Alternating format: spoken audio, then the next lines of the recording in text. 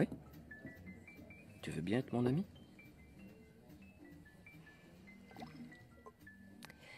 Non, on ne va pas être amis.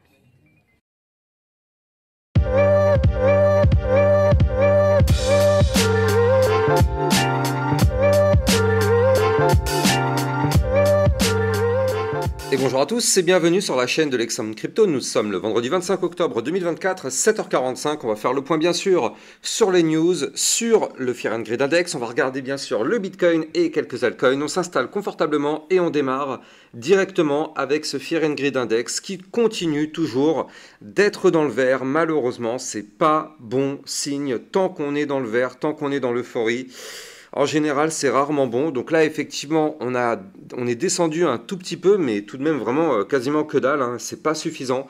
Si on veut vraiment reprendre de la force, il faudrait vraiment qu'on se retrouve à minima dans le orange, voire même dans le rouge. On en est loin. Donc bon, on va regarder quand même les news et après on fera le point justement sur le Bitcoin. Alors, du côté des news, pas mal de choses. Bon, bah déjà, dans le club Lexa Rocket, hier, on a vu la crypto Pendle, on avait vu la crypto Hondo. Vous le savez, dans le club Lexa Rocket, ça vous permet de recevoir des vidéos concernant des potentielles crypto pépites et des vidéos de suivi régulières par rapport à toutes les cryptos que vous kiffez. Donc le Hondo, le CKB, le Jasmine, le Tao, le Render, bref, tout ça, c'est dans le club Lexa Rocket en lien. Vous avez le lien en description de cette vidéo. Crypto détente qui nous pousse que Kraken compte compte lancer sa blockchain en 2025. Donc là, pour l'instant, il n'y a pas encore trop de news par rapport à ça, mais effectivement, ça peut être intéressant de voir ce que ça va donner. On a donc la Whale qui a dépensé plus de 28 millions de dollars sur Trump, sur Polymarket. Vous savez, Polymarket, c'est un site qui permet de voter justement, enfin de parier en gros hein, sur le résultat des élections américaines. Donc le mec avait parié plus de 28 millions de dollars. Et apparemment, ce gars, ce serait un ressortissant français, un trader français avec une vaste expérience de trading et une formation en services financiers.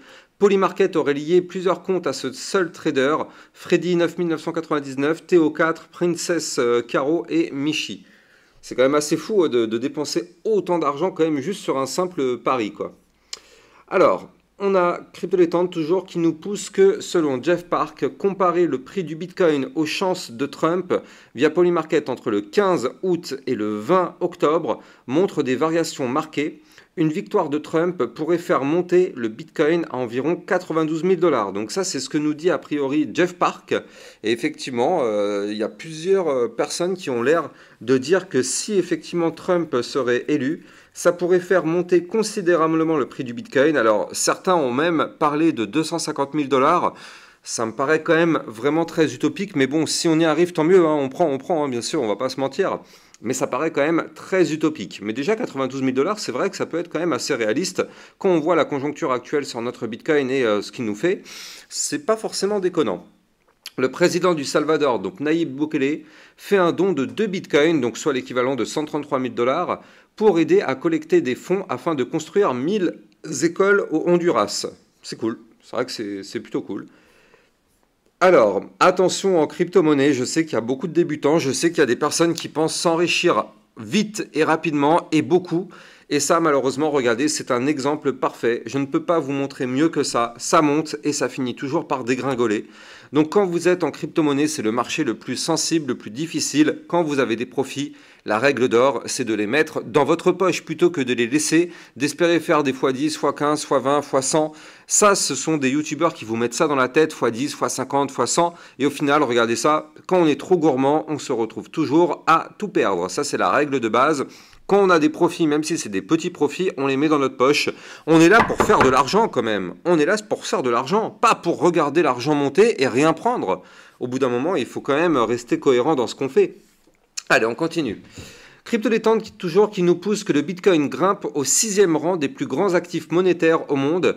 Il a déjà laissé derrière lui la livre sterling et l'argent et ne s'arrête pas là. Donc là, la prochaine étape, ce serait de détrôner le yen. Regardez, hein, c'est juste le suivant en fait. Donc bon, on en est encore loin, hein, mais bon, c'est vrai que ça se rapproche quand même. Hein, ça se rapproche petit à petit, doucement mais sûrement. Ça commence à gravir. Bon, on est encore loin quand même du reste, mais bon, c'est intéressant à suivre, quoi. Allez, on va démarrer l'analyse technique, mais avant ça, je rappelle à tout le monde que tout ce que je vais dire dans cette vidéo n'est en aucun cas un conseil financier, c'est à vous de faire vos propres recherches. Et n'oubliez pas que le trading de crypto comporte des risques de perte partielle ou majeure. Alors, du côté de notre Bitcoin, qu'est-ce qui se passe?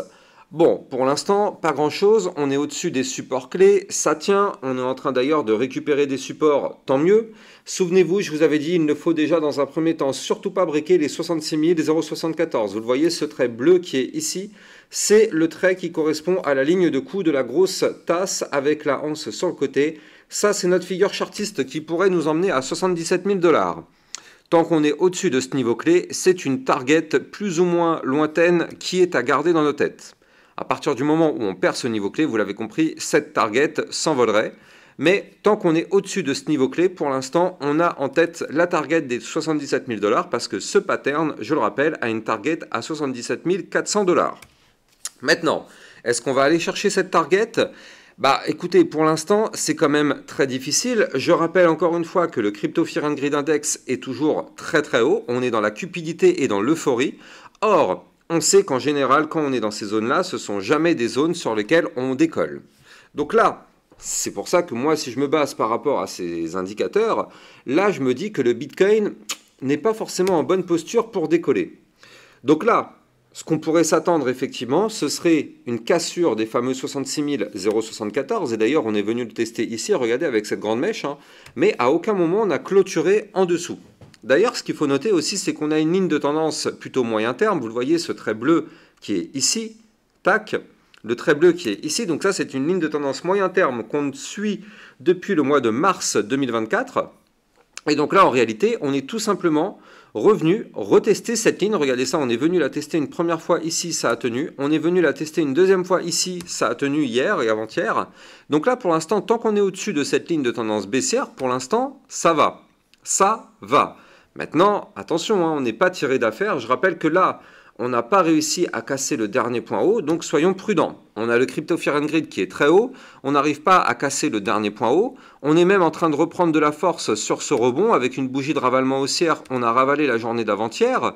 Donc là, ça nous montre quand même que le Bitcoin a un petit peu de force, mais on va pas se mentir, regardez ça, c'est très important, le momentum MACD qui est quand même à 2 doigts de cross bear, vous le voyez, la ligne bleue en vue jour qui est à 2 doigts de repasser sous la ligne orange, et on a le momentum bull qui est en train de se terminer ici, donc c'est pour ça, là au niveau du graphique, c'est vrai qu'on n'est pas loin d'une explosion. Je rappelle que pour pousser, il faut qu'on break juste ici, en fait, cette ligne, si on break les 69 005, alors oui, il est possible que notre Bitcoin se mette à décoller.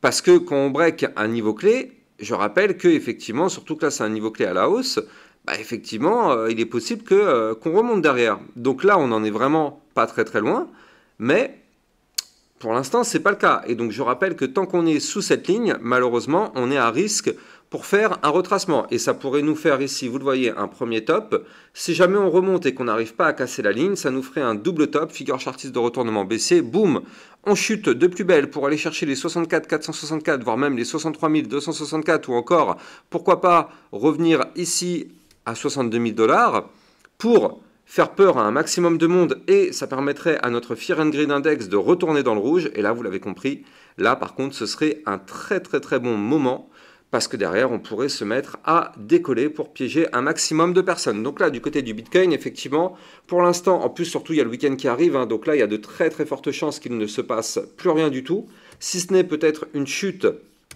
et latéraliser derrière. Mais bon, pour l'instant, on a quand même pas mal de gros supports, donc ça a l'air de tenir, tant mieux. Est-ce qu'on aura une chute tout de suite? Eh bien, on verra bien, mais là, en tout cas, il y a quand même 1, 2, 3 gros supports jusqu'aux 66 074, donc il y a quand même encore... c'est du solide quand même, on va pas se mentir, ça reste quand même assez solide.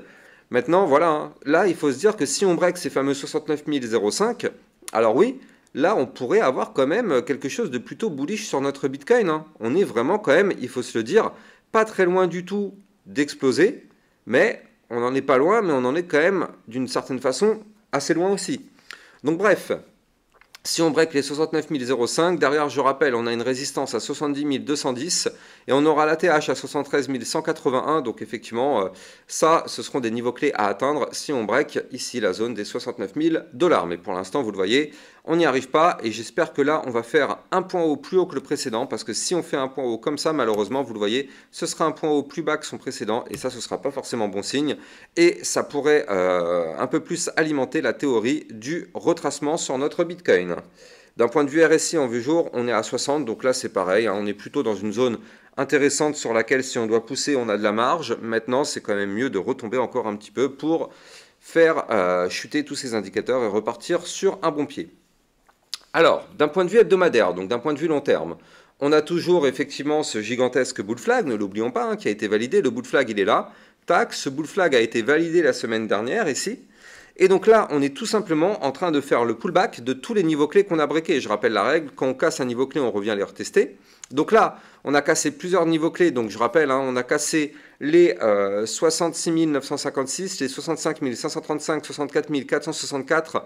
Donc tout ça, ce sont des niveaux clés qu'on est revenu retester, hormis les 64 464. Donc là, on est toujours actuellement en plein pullback. Hein, donc c'est pour ça que là, pour l'instant, c'est difficile de crier victoire. On a fait une belle bougie verte en vue hebdomadaire. Donc là, il faut quand même qu'on fasse 1 ou 2 semaines pour voir si effectivement le pullback arrive à valider ou pas. Est-ce qu'on va rester au-dessus de la ligne de tendance baissière qui correspond au haut du bull flag? Bon, on y est, hein, franchement, pour l'instant, on y est encore. Donc, pour l'instant, ça se présente plutôt bien pour les semaines à venir. Il faut que, en tout cas, déjà, cette semaine, on reste au-dessus des 64 456. La semaine prochaine, pardon, il faudra qu'on soit au-dessus des 66 223. Bien sûr, vu que c'est une ligne de tendance baissière, toutes les semaines, le niveau clé descend. Mais en tout cas, pour l'instant, on est au-dessus. Donc, ce bull flag, pour l'instant, est toujours validé. Donc, ça, c'est plutôt bon signe. Maintenant, reste à attendre encore un petit peu, peut-être une semaine ou deux, pour voir si ça tient bien et si on peut décoller. Donc là, du côté du Bitcoin, on va tout simplement surveiller tout ça de très très près et on patiente. En vue jour, on est toujours dans cette phase de latéralisation, comme vous pouvez le voir ici, hein. On a toujours ce range en vue jour, ce range compris ici entre les 66 777 et le haut du range ici à 68 734 $. Donc tant qu'on est entre ces deux niveaux clés, bah pour l'instant on patiente et on verra de quel côté ce range sera breaké pour voir de quel côté on ira justement. Donc si on break le bas du range, vous l'avez compris, malheureusement ce sera plutôt baissier pour aller chercher les zones de support dont je vous ai parlé. Si on casse le range par le haut, alors là vous l'avez compris, on pourrait peut-être pourquoi pas aller chercher les niveaux clés beaucoup plus haut et pourquoi pas l'ATH sur le Bitcoin. Donc on verra bien, affaire à suivre, mais encore une fois je rappelle, avec un Fear and Greed Index quand même très très haut comme ça me semble quand même très compliqué. On va continuer sur les altcoins, mais avant ça, je rappelle que vous pouvez me suivre sur Twitter pour accéder à toutes les news, toutes les actualités. Vous avez mon lien en description de cette vidéo.